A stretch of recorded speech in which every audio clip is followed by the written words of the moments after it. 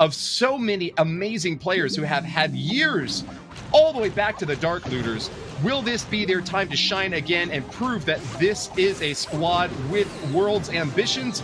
Or can the Indian Clashers, the upstarts, the team that has had so many national victories and yet not gotten that big golden ticket, will this be their opportunity for revenge against Vateng?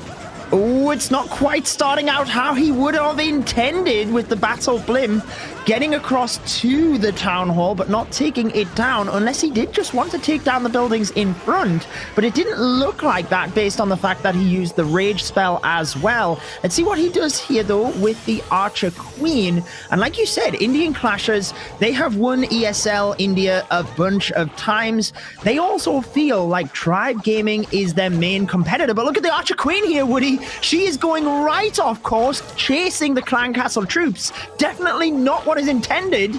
She's going completely in the other direction, but it looks like she might loop into that Town Hall after all. I think she's going to go for the Elixir Collector next, and then it's a question of whether, she's going to go down this alleyway now. Vidant in a lot of trouble, drops that Rage spell to try to protect her from that cannon already starting to fire away, but an enemy Queen and the multi-target Inferno are going to start heating things up. How is he going to repair here? He uses the Royal Champion, who's going to catch that top compartment, as well as maybe some possibly really good shield value if it is able to knock down these Teslas. Instead, though, it's going to be a jump spell back into that compartment for the loop around to try to get that Town Hall down. I think the Archer Queen should be safe now in terms of getting that, and she needed to because he'd already used the Royal Champion. Looks like he's actually going to send the Barbarian King into that area as well, despite the Archer Queen being able to take that down, and now starting with the Dragon Riders at the south. Vidant was one of those players from Indian Clashers who said that Tribe was the squad he wanted to go up against. Well, you have had your chance, and here it is. 1 minute left to try to get the last final star and a long loop around to make it to there. But an Eternal Tone from the Grand Warden, perfectly timed, is going to get those Dragon Riders on task for the final air defense. This is looking really good for cleanup, but can they finish it off in time? 45 seconds left, 2 big compartments, and lots of splash damage from both the Scatter and the Eagle still up. Oh, lots of damage in the center of the base there. Archer Queen goes down, but the main thing I notice is up towards the top of the base, the Royal Champion was not able to clear that compartment, so this is going to be a huge amount of damage, and that is even if the Dragon Riders get there. You notice the time ticking down, only 20 seconds left, and it looks like it could be the opening defense for Tribe Gaming, which is huge. Is this weighing on Indian Clashers? The repeat of the matchup from the pre-qualifiers where Tribe Gaming did indeed win with a perfect war, 98%, very close. That he tests against common strategies and tries to prevent the most obvious entries from being able to get success. Maybe that is what gave Tribe Gaming the win, that foresight to block against a Queen charge on the right corner of that base. Next up is going to be EveCheck using the old tried and true P.E.K.K.A. Smash with 5 Super Wizards. You only see 4, so lots of big splash damage going on into the interior. Yeah, EveCheck has been attacking towards the back end of the war for Tribe Gaming, but obviously might have just fancied the P.E.K.K.A. Smash on this one. It is his favorite attack strategy, and EveCheck had one of the best responses I think I've read in terms of the player questionnaires. When we asked him, what would you do if you won the tournament? He said, let's win first, and then we can talk about it. I like the focus that he has, obviously clutching out the percentage in that previous war. He's diving in towards the Town Hall here, Woody, using the Earthquake to very wisely speed up this Grand Warden walk, take it down, and it looks like, oh, I thought the Grand Warden was going to step into the poison there, but does get pulled across by the P.E.K.K.A. Yeah, sometimes you get an unfortunate pull when you drop a troop too early, but this time you get a really nice pull, getting able to drag that Grand Warden back out. I really like the answer that he gave earlier, but we also asked him if he had any advice for other Clash of Clans players, and he said, test out new strategies. Don't always stick to P.E.K.K.A. Smash like I do. We'll see if that advice proves to be good for him as well, or if he gets the triple after all. With a 2-star 98%, Indian Clashers are so super high up there, and EveCheck's bar has been set in the sky. We've now got Hogs storming in over in the top left side, along with that Royal Champion, trying to knock out that compartment and finish off an Eagle Artillery so that the remaining P.E.K.K.A Smash army is safe. I've heard one P.E.K.K.A go down, but there's another big, strong one out in front, taking a lot of blows. No jump over this last wall. EveCheck is going to have to barrel through the old-fashioned way.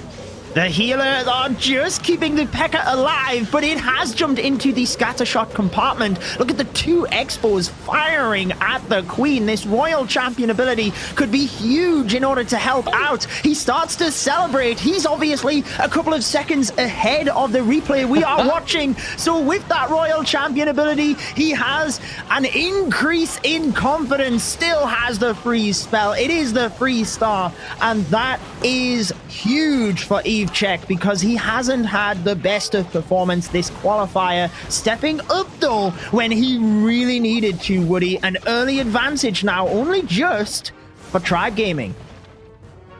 The swag freeze coming in over the top, as you mentioned, EveCheck. For the mark, but the E-Dragons for this one, if it came down to time, Woody, like it did for Indian Clash's previous matchup, maybe that's something they have in their minds. But let's see whether they can strike through from the skies. Oh yeah, Ravender Sahu has told us before that Electro Dragons are his favorite attack strategy.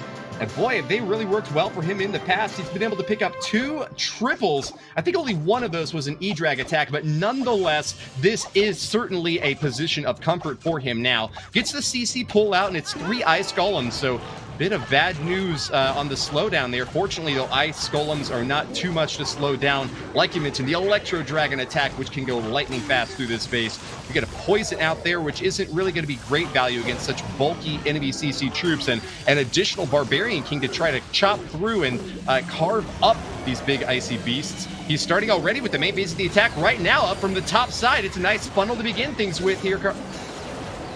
Yeah, he's used the Stone Slammer. I thought maybe he would be using the Battle Blimp moving into the base, but actually is hoping his heroes will dive into that compartment with the Barbarian King still having the ability, obviously the Archer Queen as well, and he's got the wall open, so the Barbarian King can get right out ahead of the Archer Queen and secure that Town Hall, but the E-Drags struggling a little bit to get to the center of the base here. That multi-target Inferno will really start to do some damage with 6 beams banging against the troops. He's having to send the Royal Champion right into the middle. I think that's not too bad after all. Ravender knows that he has to finish off that multi-target Inferno, or else it's going to be massive damage. You get so many dragons trying to get on in there. Single target Inferno that will stand. It's also taken out the E-Drags on the bottom right side, and now it poses a huge threat to the Archer Queen. She can't even make it past the Giga Inferno bomb there, though. And with that, Ravender Sahu is in a difficult spot. A minute left and plenty of time. But I think that single target Inferno, if it's not something else that kills him, that's going to be it that take him down. Yeah, unfortunately, there's just no chance he could get there. I mean, you notice the clan castle in front of it as well, so it would have had more than enough time to beam through any of the dragons. Now, the Archer has 40 seconds to pick away and get a couple of extra percentage points. Yeah. I know he is disappointed, obviously, without the 3-star Tribe Gaming having their own 3-star already, but in terms of percentage, we have seen how close it comes down. So at least, silver lining, there is an Archer to pick off a couple of these buildings, but it is not the start that Indian Clash has needed, particularly with everything on the line. Remember, loser of this match will be eliminated, and Tribe Gaming already have their last chance qualifier ticket. Indian Clashers do not have any ticket, so I would argue there's more on the line for them with this matchup. Best base to attack for mass E-Drags, or maybe should he have targeted something else? Yeah, being honest, it didn't look like he did anything majorly wrong, so you could only assume perhaps a different strategy might have worked better, but we have also seen some pretty incredible attacks from Exorcist, who always tends to use what looks like a box standard army, but then tends to do something out of this world as well. So let's take a look at this. The Queen charging in towards that scatter shot area. Looks like everything is going as intended. We know on his first attack today, it didn't really go as planned. He had to adapt on the fly, which is even more tricky to do. But with everything going to plan, that should hopefully result in a better, I would say a better outcome, but he got the 3 stars anyway in that opening match. Nice job taking down the enemy Queen before the CC pull comes out. He'll get this poison down to take care of those headhunters. Nice and safe on the back with that rage spell to keep the Queen topped off, and she'll get a little bit more work done on this bottom compartment before swooping back around to maybe even help out this P.E.K.K.A Smash along the top side. Exosist, as oh my gosh, she's going to jump over actually, and it's going to go straight for the Town Hall compartment. Exosist, as you mentioned, is one of the most creative attackers in the game, and even with a pretty standard line such as P.E.K.K.A Smash, he is just ungovernable, moving on all different paths and firing on every cylinder. He's going to get the 2nd star here just right after the first, and we'll try to loop back around for that multi-inferno and a scatter shot. 2 super high damage destructive defenses that Krish Vishnoi is hoping to hold on to till the end. Trying to take a look at where the P.E.K.K.A are. Oh, there they are, right in front of the Super Witches, so he still has them all alive. Who needs the healers with the P.E.K.K.A Smash? You can do whatever you want when your name is Exosist. Doing a Queen charge, the Battle Blimp for the center, but with the P.E.K.K.A on the outside of the base, or struggling to get towards the middle, he's got to give everything towards this Royal Champion, who is going to be able to get the scatter shot, hopefully the multi-target Inferno afterwards if he decides to freeze, which he does alongside the Expo. That turns things a little bit better, but the P.E.K.K.A is going the complete wrong direction now. He doesn't quite have the reinforcement to this Expo. It's tough to say if he's going to be able to get this one. Yeah, P.E.K.K.A's chopping a wall to go get the cannon over there. Grand Warden's going to be able to snipe it anyways, and they'll try to loop back in. 30 seconds. The P.E.K.K.A doesn't have an easy line to get through these walls, though, so she might just be counterfeit at the end of this attack. Exos is relying solely on the Archer Queen now, whose healers are just going a little bit slowly. 97% in 14 seconds. Takes down the drill. Next target's an Elixir Storage with low health. There we go. The Expo is going down. Exosist has done it. I love his reactions. And Riders, full commit there leaves no army camp space for healers to do a Queen charge, but he is really taking his time here to get this attack planned out. All 30 seconds now tossed out the window, and here comes the deploy. Just looking to get that funnel set up, like you said. The Battle Blimp will hopefully be able to get that Town Hall, but I'm taking a look at the sweeper and just visualizing what happened in those previous matches where the Dragon Rider crashed down onto the Town Hall to get it. Maybe we will have some sort of repeat of that based on the sweeper positioning, but so far so good for him. Archer Queen is trying to just thin out that side, but a couple of dragons moving across towards this right-hand side, maybe a little bit late on the hero deployment, so he's not going to have a lot moving in towards that central multi, particularly with the clan castle now lured, Woody. Yes, you are right. Piyush does take down a scatter up on the top side, though. Those 2 dragons are going to be eliminated. It's all about the bottom side of this attack now to see if they can make their loop all the way around. We've got another centralized multi-target Inferno, which has been so much trouble for Indian Clashers in their previous attacks. Finally being able to knock that down, though. The dragons are going to loop along into the interior, where a clone balloon army is going to get NATO'd around. He does get the Town Hall, but that army has just been obliterated. As we said before, take a look at the player cams and you'll get a sense for how this thing is going. Not according to plan, according to Piyush. He's still got quite a bit, so I think he's relatively okay here, to be honest, with the Archer Queen ability, the Royal Champion ability, just waiting to try and get through that Expo. I think it was a somewhat risky, but also a wise move to use the Battle Blimp towards the left-hand side, maybe sensing some traps through the middle of the base. It is the 3-star, and it's not just the 3-star, Woody. It is convincing. Over 1 minute left on the clock, and they... He has used the Blizzard Lalo out of every one of his attacks in this qualifier. He got the 3 stars twice yesterday, but struggled earlier on today. So looking to turn the tides again, uses the invisibility on the air defense to push the Lava Hound up towards the 2 o'clock air defense, meaning the Battle Blimp is better protected. Can dive the Super Wizards right where he wanted, knocks out a scatter shot. Archer Queen will hopefully follow soon and lure that Clan Castle. Oh, I think he missed the Super Wizards inside the invisibility there, but I think they actually ran in. Maybe he did clip them in the end. It looked like they went down sooner than I was expecting them to, so yeah, perhaps there was some error there with the I think he was trying to miss the Archer Queen so that she would go down. Well, at any rate, Nibax will get the CC pull. Lava Hound gets popped, and the pups are finished off. It's 2 hounds left for him to deploy. Didn't get the air defense in that top right compartment with the Blizzard, and I'm wondering if that was a target or not. He's got a little bit of cleanup along the outer edges to maybe try to tick away at that. Is that cannon going to be able to defend against these archers? I mean, I don't think he's too worried about it, but as long... Oh, there you go. They can just pick it off, which is definitely helpful. And yes, what I was trying to obviously say is trying to miss the Archer Queen with the invisibility so she is visible so the Super Wizards can take her out. And it's a tricky move. That's how he only just caught them, using the remaining invisibility spell to help that Archer Queen, diving into the bottom area of the base here with the Barbarian King aiming to flush this entire side. We might see a Royal Champion. Yep, I was going to say towards the multi-target Inferno in the center. She's actually gone up towards the Air Sweeper, so let's see where she goes next. Oh no, she's gone up towards the X-Bowl, and I think he wanted that RC towards the central multi. Must have been, because the Sweeper was pointed the opposite direction, and with a single be able to burn her up, that is a low-value ability that she's just forced to use there.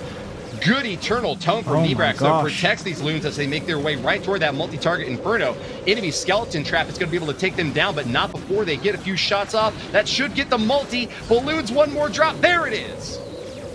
It goes down, but he does not have a lot of force on the Town Hall, coming to it last. Hey, if you can come to the Town Hall last, want to take that risk, you can often dodge the Giga Bomb, and he does have a lot of loons. Puts in the minion to try and get that archer down a little bit quicker. Still has a freeze, which he will probably use towards that central single target Inferno. Not that it's going to do any major damage to these balloons, but just so that he has enough time. 20 seconds. The balloons do split as well, Woody. Everything going right. Look at the reactions. I love it. 3 stars for Tribe Gaming, and they are 2 stars in the lead. If Aman can give us another shot with this Super Bowler Smash. Well, he has been using the hybrid. He's used the Dragon Riders, quite a variety of attacks, but this is the first time we have seen him use the Super Bowlers. So let's find out if he can follow in the footsteps of his teammate in that previous matchup and get the 3 stars. It's important to note that they have to. Indian Clashers need to get 3 stars in the next 2 attacks and hope their bases hold, but one of the attackers for Tribe Gaming is Kronos, who has not failed an attack yet. Now this Grand Warden cutting it fine in terms of his health. I thought he might have used a rage spell, but not wanting to commit the 2 housing space of that spell, just the freeze to make sure the ability is not used. Cracks another compartment as well. Aman is going to send in the Queen as soon as that Archer tower's down. Refocus now to that big compartment where a scatter shot starts to fire away at the bowlers. Cruising on in. Super Bowlers get excellent splash damage on that 3rd bounce and can really wreck over these walls very well. Can he get the geometry on them just perfect? Trigonometry, in fact, to try to bounce out and around to so many different targets. He's actually going to wind up going away from the Town Hall at this point, jumping into that bottom left compartment instead. 3 multi-target Infernos are really starting to heat things up for Aman, who didn't bring any heals, instead has to rely on the rage just to crack on through and try to freeze any defenses. But man, he is taking a lot of fire in the core. trying to make sure those healers keep on the Super Bowlers, but you see the sweeper pushing them back, air traps hitting the healers, and that has meant that the Super Bowlers are gone, Woody. He's got nothing towards the back end of the base. Now, the Battle Blimp did manage to take the Town Hall, so the 2-star is locked up, but whilst he has some spells in the Royal Champion, he's got nothing towards the 2 multi-target Infernos, the Expo. There's just too much for the Royal Champion to deal with. He can commit all of the spells, try and get the percentage he wants, but this is now a very tricky situation to be in. Yeah, that is a bit of an understatement, Judo. He is just trying to salvage with this percentage race now. There is no way that triple can happen with so much still yet up. Super Bowlers are super fun, and as a new troop, they can get a lot of respect from pros who are trying to redefine the meta.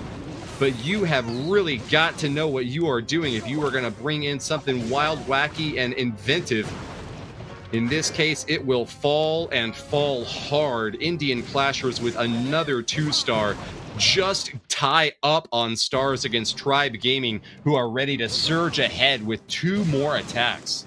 It is all but confirmed at this point, isn't it, that Tribe Gaming would be moving through to that final. They do have to make sure they keep on pace, but this is important for them. Remember, even if Tribe win this, they move in towards the final from the lower bracket, meaning they would have time of it in the lower bracket, even getting a 12-12 draw, but man, they have really turned it on when it matters most. I'd say among the top teams that I enjoy watching, Tribe Gaming has had, maybe I can call it charitably, some of the most inconsistent results, swingy results, we might say, sometimes getting perfect wars, but yeah, sometimes getting 12s. And it really just depends on whether or not it's a good day for them. It seems like today is Tribe's day. It certainly does, and Eve Maxi knows that he just needs to play things safe here. He used a rage spell over the top of that eagle, so I wonder if he was thinking about getting the multi-target Inferno as well, but you saw a couple of air traps popping that Battle Blimp, it seemed early, but nothing too drastic that he couldn't react here. It's more that it looks like it just adds a little bit more damage for him moving into the base. But you see the wall break across to that left-hand side, most likely for the Barbarian King diving in there with the Archer Queen moving in towards the center of the base here. Jump spell would mean she can knock through the multi-target Inferno and move on up towards that Town Hall. Yeah, this is some potentially amazing funneling job done by Maxi, but it's taken a long time to get it done. Queen Charge is super high value for getting a funnel set up, especially for a attack that's going to target onto defenses like Dragon Riders do. So 5 of those with plenty of cleanup from the minions. He's just got to keep them going in fast. With 2 rage spells, he ought to have that done, but would really prefer to use those on the Dragon Riders and not this Archer Queen. Facing off against 2 single target Infernos, though, kind of the signature fact of this base, Piyush is really going to have some good work here, trying to burn up a Barbarian King. First freezes out, and there's only 1 left for the other side, Judo. Yeah, you can see that time is ticking as well, Woody. He's wanting to make sure he's got the value, and he knows this Town Hall is going down before he commits too much. The reason I think he wanted that multi is so that it doesn't lock onto the healers, but it looks like they might just be out of range here with the Archer Queen about to get to the Town Hall. He knows that with her ability, it is now secured, so he can start the Dragon Riders up to the top because time is ticking, and I wonder if he has enough time to get through this in terms of the 3-star. He deployed those Dragon Riders with less than a minute remaining, and I think that is just going to be it for Eve Maxi's hopes. He is going to have to go lightning fast through this base, and without any rage or haste, I don't think it's going to happen. The remainder of this attack could be perfect. He could destroy every single defense, but he's got to get all the way to the back outer side. He brought a lot of minions here, but they're kind of swooping in behind the Dragon Riders, and this back end is just still too much to handle. Nice use of the Invis here on the final line of attack, but yeah, this is just not going to be enough time to get it. Eve Maxi doing some good work here, gets the 2-star. Indian Clasher is still way far behind, but it's not the triple that we were hoping for, and they're really going to have to improve if they want the victory over Vatang. Yeah, they certainly will, I think. Definitely want to avoid that sort of disaster scenario that could give an opening to Indian Clash. But with such a huge star lead and percentage game now, Indian Clashers are just going to be languishing behind. Unfortunately, Krish Vishnoi, one of the most talented players on this lineup, is going to just once again, as it was against Batang, kind of have no hope, even with a triple, to be able to advance. This is Tribe Gaming all the way. You can see the reaction on his face. He almost knows as well, doesn't he? I mean, he doesn't have to concentrate too much right now with the Grand Warden walk, just waiting, checking his watch almost as the Grand Warden is stepping through, but he knows that even if he 3-stars, Tribe just needs that 2-star. However, he looks like he's, I would guess, just taking out the buildings in front of the town hall and doing a bit of funneling, because this is already quite an extensive Grand Warden walk, so it looks like he's just going to strip apart the buildings by the town hall and then use the battle blimp over the top, much like what Itsu was talking about previously. But notice he does have the siege barracks selected. More than likely we will see that swapped out. Siege Barracks does go down, and that's going to be additional funneling on the right side edge there. Big opportunity to smash through this scatter shot as well as an enemy Royal Champion getting in the interior here now, though they're going to get kind of parried out to the side. CC's going to pop out, and it's big Rocket Loons trying to crash through and crack down on these heroes, but they're going to hold on with a big army still yet to charge in. Nice placement on that Eternal Tome, gets the entire force, and they are still going to be going far and deep. Interestingly, he did use the siege barracks, and I'm just looking at what he's expecting to get the town hall here. Grand Warden activates it, but maybe he was hoping the Archer Queen would spin around and get it. Now, the Super Witches are standing in that area. Okay, so he obviously just wanted to make sure they would jump into that little compartment behind the town hall and take it down as they did. With 1 minute remaining, though, Woody, I'm not sure he's got enough time here. The Super Witches have split up. Healers are across on the big boys and the Barbarian King. It just seems like it's going from bad to worse, unfortunately, for Indian Clashers. Just so many defenses on the outer bottom edge, thanks to this Tesla just not able to get it down with the Queen. With her going down, there's kind of no force remaining up top. Big boys did not protect those Super Witches as needed, and the little baby dragon up top with an air defense still left to go is not going to be able to get it done. Terrifying, difficult, hard matchup for the Indian Clashers, but please note, this is a team with a national championship through the ESL winter season 2020. The Indian Clashers are actually 2-time ESL India champions and have had placements in the Clash of Clans Worlds prior to this. Let's give it up for them. Congratulations on their showing today, but with 11 stars and a percent. Take things moving into next year, I guess, but we have the final attack. 47% needed to secure the victory. Obviously, any star would get this. So Kronos, who is currently 10 for 10 with 3-star attacks in this qualifier, I think this should be a walk in the park for him. A titanic smash from the past. We are moving in hard and hot with those big lava hounds. 26 balloons to back up for maximum damage. And it's a Sui dive with the Queen in this bottom compartment to get the Town Hall finished off nice and early on. As you can see there, even a 0-star 47% would win it for Tribe Gaming. Kronos will be much expected to do better than that, and with the lock on the Town Hall, popping it down with the Queen ability up and at it. There it goes. Tribe Gaming will move on to the finals of your last monthly qualifier in the Clash of Clans World Championship 2021. They know that Vatang is waiting in the wings, who they already lost to in yesterday's matches. Bearing in mind they have to beat them twice today, but they know they have the talent to do it. Moving into this qualifier as the #1 seed, Kronos, you can see, is still very focused here, Woody, wanting to make sure he gets the 3-star, giving Tribe Gaming that momentum moving into the final. This is such an overwhelming Stone shutdown Slammer. from Kronos now, who did all the work he needed to with the Suilalo start and is now backing it up with a gigantic army collapsing on this base. Huge Stone Slammer and Balloon Force about to path toward in on that multi-target Inferno, knock it apart. That enemy Royal Champion causing a little bit of problems now, though. Popping balloons left and right. That forces the freeze out. What is going to be able to deal with her? Well, I don't think he's got much, to be honest. He's going to have to hope that he can maybe turn her invisible towards the end of the attack, I guess, because the balloons will get through the defenses. Hopefully they can just run past this Royal Champion. The issue he has as well is the Lava Hound across to the right-hand side. Oh, he turns the Lava Hound invisible to push the minions away from that to make sure it does not pop. The Royal Champion moves back to her platform. That is why he's celebrating. He knows that right now he is safe. 11 for 11 in terms of the attacks, and this was a fantastic performance from Tribe Gaming. 14 stars it will be, moving them into the finals, Woody. Congratulations to Tribe on the up and up.